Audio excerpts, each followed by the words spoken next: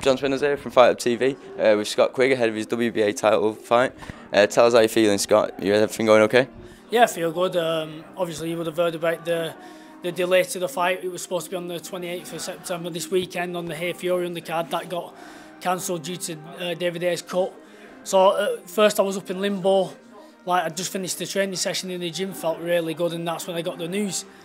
But within 6 hours, the fight had been rescheduled for a week later, so my training, we've had to tweak a little bit because obviously we was training for this Saturday, so we had to hold off a bit, ease back, and then pick it back up, and then we're just starting to ease down now, and I feel in a really good place.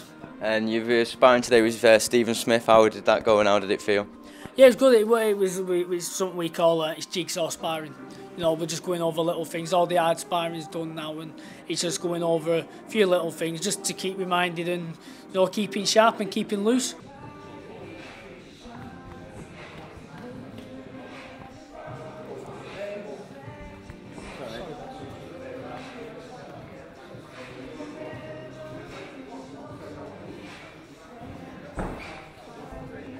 Well, obviously the big one next week, Scott Quigg fighting Yoandris Salinas for the world title down at the O2. I'm really pleased it's moved from the MEN. It gives Scott Quigg the platform that this fight should be. It's a headline act. Fighting for a world title should be any headline act, and Scott Quigg's in with a genuine good Cuban. Like I've said before in talks, there's no bad Brazilian footballers, Jamaican runners, there's no bad Cuban boxers, so we'll have our work cut out, but Salinas will have his work cut out as well. Scott Quigg's going to put on a show, and it's a chance for him to become a world champion. I know he is on paper at the moment. That don't mean nothing until you hear them words on the new. Then that's when the dream's sunk in.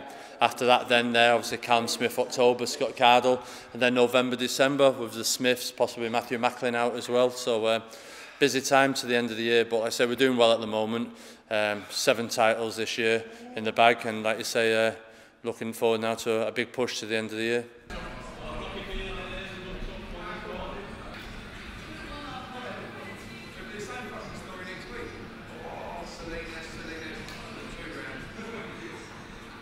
What do you think it is about Joe that makes him so special, and what makes him, such a good trainer at this moment in time? Nothing special. It's you put the work in, you get the results out, and it's not all about hard work. You've got to be smart with it. Smart work beats hard work. There's a lot of people who train hard, but if you're training hard but it's not the right work, it doesn't matter how hard you're training.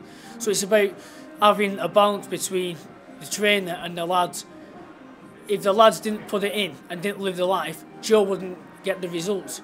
If Joe didn't put the work in and study the game plan and tactics and everything like that, but we wouldn't get the results. It's a team effort, and that's what makes it a special bond. You've got to have trust in your trainer, and he's got to have trust in your fighter, and you've got to put the work in.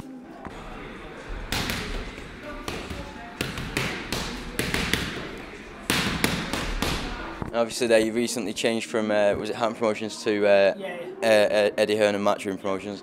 How does that feel? How's that change been? Obviously, it's reaped rewards with a championship final. Yeah, I'm happy for everything Hearn Promotions did for me. And where they got me, it was unfortunate why they lost the TV deal, and my career seems to have come to a bit of a stall at a point, and I was out the ring for a long time. But like I say, I'm thankful for what they did for me, but I'm happy with the change, and I'm not looking back. Matchroom, it's been a superb start, and I'm hoping the future carries on to be like that.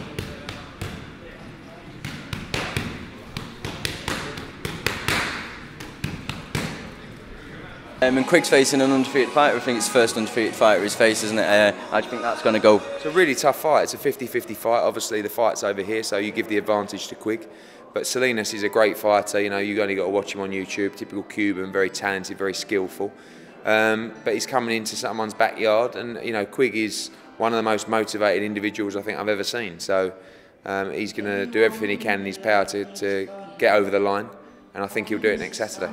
Is Salinas your regular Cuban where he's had an extensive amateur career, or is he one that's defected quite? No, he's got a good amateur career. I think he's had some big scalps in the amateurs.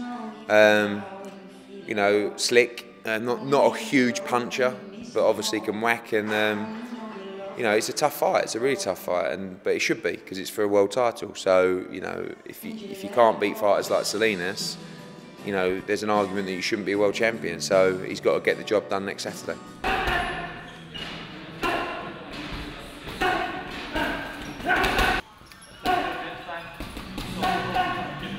Anything else that you might want to say to your fans, to anyone else, to your opponent, anything?